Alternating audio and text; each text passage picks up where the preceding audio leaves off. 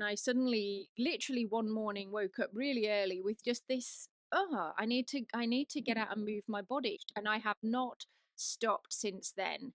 Hi, it's Amanda here from Suddenly Autistic, and it has been about 6 months since my last confession. That's what it sounds like, doesn't it? No, since my last video. The last video I made was, do I still feel suddenly autistic after 4 years after my diagnosis or something like that? And so now it's been even longer, and I made that video and then took a break from the channel because I really wanted to digest my own thoughts and start living with a with a slightly different focus. What I found is that I got into the swing of it, I got into a pattern, and then I start thinking of my life in terms of, oh, should I make a video about that? Should I make a video about that? And I was finding at the time that making videos was getting a little bit more stressful for me because I was having problems with the sound quality. Like, I'd record something and it would go well, but then I'd listen back and think, oh, that's not right. The number of people watching the last few videos had gone down to a couple of hundred at most, which shouldn't matter. There might be one or two people in there that really find something that resonates. And that was my whole point all along, to share my journey, to get something out of it personally, which I have always done, and to see if there's anything that might help other people connect. Because being autistic, being suddenly autistic, can be very lonely. And hey, why not make put something out there and connect with other people? So the numbers going down did affect me a little bit, but it affected me not because I didn't value having a couple of hundred people watch the video instead of maybe 1,000. It was more because the pressure on me and the structural elements of getting a video out there, i.e., sound quality, picture quality, reflections in my glasses, all of that, the hassle factor versus the potential impact just was all out of balance. Like, I felt like it was way too much stress for me and I was taking so much time. And then I started doubting, well, what's the point? Because hardly anybody's watching it. Maybe that moment's gone. How do I feel about it? Maybe I have said everything I need to say. Let's take a break from this and just reevaluate. So that's basically what I've done. So fast forward to now, and I am feeling in a much better place. And when I say better place, I mean I wasn't in an actual mental health bad place before. I was just more confused with my relationship with my suddenly autisticness and my autistic journey. Had I said everything I needed to say? Fast forward a little bit of time, I have had quite an interesting and fruitful life, I guess you'd say. I've been exploring other things. I've been putting a lot of time and effort into my own wellness, my own physical and mental health, but mostly physical. So yeah, up to probably December last year, just before Christmas, I had been really prioritizing my mental health, which is always a good thing, and a necessary thing for me at that time. It was necessary. There's a piece of hair there. There it is. A really necessary thing. So by that, in terms of my physical, what I was doing physically, it was all geared to my better mental health. So I'd take my daily walks and I'd do whatever, but I wouldn't stress myself out. I was very much living of trying to balance everything, but in a calm way. So I was prioritizing calmness, rest, having a lot of time to think through my feelings and to feel to think through my thoughts and to feel my feelings and then join the two together. So that's what I was doing a lot of. But then it got to December last year, and I suddenly, literally one morning, woke up really early with just this, oh, I need to get out and move my body. And literally it was like a light bulb had changed, and I have not stopped since then. Like, my body woke up that morning and felt that, okay, you've done enough sitting, processing, relaxing, gentleness in terms of movement. Your body is now ready to run.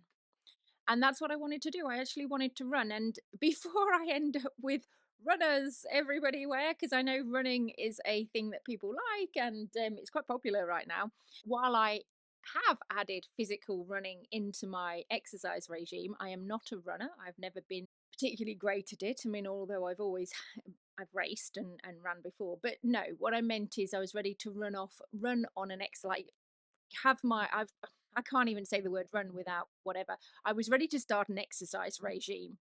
So that morning when I woke up early, I went and walked, I think it was 17 kilometers. And I live at the top of the Blue Mountains in Australia. Yeah, we've got over we're living over 1,000 meters of altitude. And I took a walk that sort of, I think it ended up being between 300 and 500 meter up and downs, down and then back up. So it was quite strenuous. And it was hot, and I had my backpack on. I had weights in my backpack. So I really put myself out there and enjoyed it immensely, and I've not stopped. So that was the start of a new phase in my journey. And I didn't think, what am I going to do with this? Am I going to turn it into content? It wasn't about that. So I'd put the YouTube out of the equation of my brain and was just very much into my physicality. Wrapping that up to this point, this YouTube channel has been very much about the mental aspects of, yeah, my mental health, of learning about my neurodiversity and processing things like trauma. So you'll see a lot of the videos that I made, especially in the early days, were very trauma related, because I have found through, like, if you're knitting, I knit, but this sort of thing, like very, very simple, because I just like the simplicity of it. But as a knitter, if you think about balls of wool and everything getting tangled, and before you start knitting, you've got to untangle your things. That's basically what I was doing. So I was untangling the threads of myself, and the mental health thread came out quite strong. So I was looking at that. The trauma thread came out quite strong. So I started looking at that. I found, and surprisingly, that the trauma aspect of mental health was actually more important for me to process first than even the autism thing. So diving into autism and explaining, oh, that's because of autism, didn't cut it. I had to work on the trauma first, because there was a trauma layer basically muddying the waters of everything. So trauma was making everything worse and suffocating the autistic individual. The autistic individual of me was holding me back, the autism of me, because I didn't understand it. So once I'd stripped the trauma layers, I could see my autism. Once I started learning more about autism and then sharing on this video, I could understand how that was showing up for me and where my capacity lay. Of course, these layers all intersect, they all play together and feed and shape each other. So of course, then a lot of my content was looking at the interplay between trauma and whatever. Physical health, onto the physical health, which is more what I'm doing now. I have always been an active person, so I'm quite, I wouldn't say I'd stopped being hyperactive in my sort of in the last sort of 20 years or so, but physically hyperactive as a kid, physically very active as a teenager, and very active into my all the way through my 20s and into my 30s. I only stopped being so very physically active when I started my business, got a back injury. I don't know what happened first. It wasn't like they came together. But anyway, I injured my back. I had kids, running a business, blah, blah, blah. Busy, busy time of my life. So I would say from my mid 30s to this epiphany moment, whatever. So about 15 years worth of still being a walker.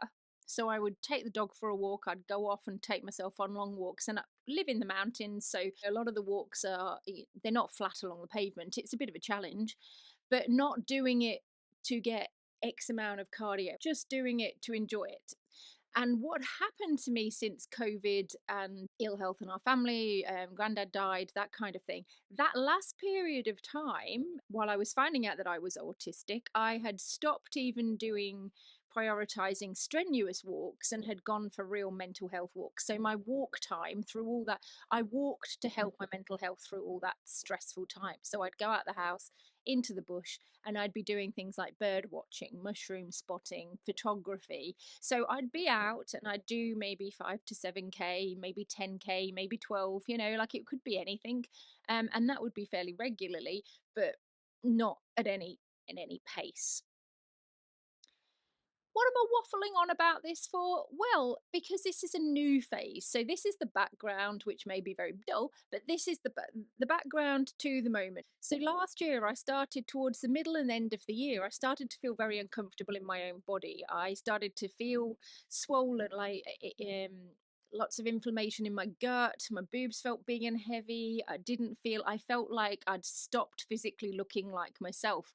And I'm not sure how that happened. That kind of crept up on me, but I imagine it was a combination of my body was telling me you don't need to be this gentle on yourself anymore. You'd benefit more from doing more physical exercise.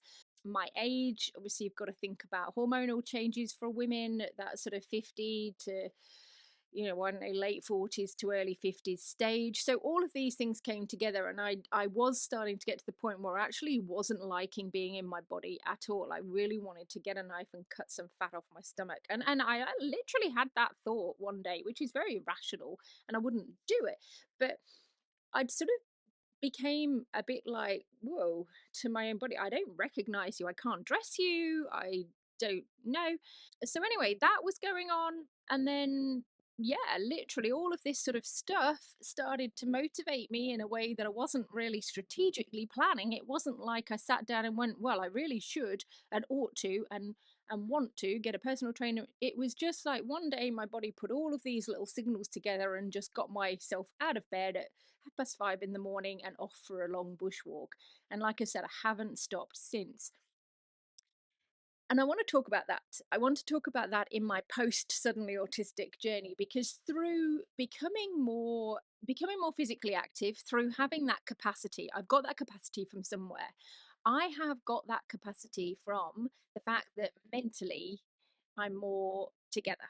So I really have integrated things about myself. I'm not thinking, oh, I'm autistic, that's why that's happening all the time now. It's like, no, this is me, this is my capacity, this is what I can do today. I can advocate for myself. And it's taking me less time and energy to go about my day to day. I'm not having to think about all the aspects of being autistic that I was when I first got diagnosed. So now I have extra capacity. That extra capacity is going into my physical fitness, and I'm enjoying that, and that seems to be helping me grow and get more out of life. So I don't want to make this suddenly autistic then about this is what I'm doing for exercise, because it's not about that. But I do want to talk about some of the things that have come up now that my mindset is has shifted, because my capacity has shifted, because I have processed all of these things. That's what the next couple of videos are going to be about. Hopefully, they'll be relatively interesting, and yeah, we'll see how we go.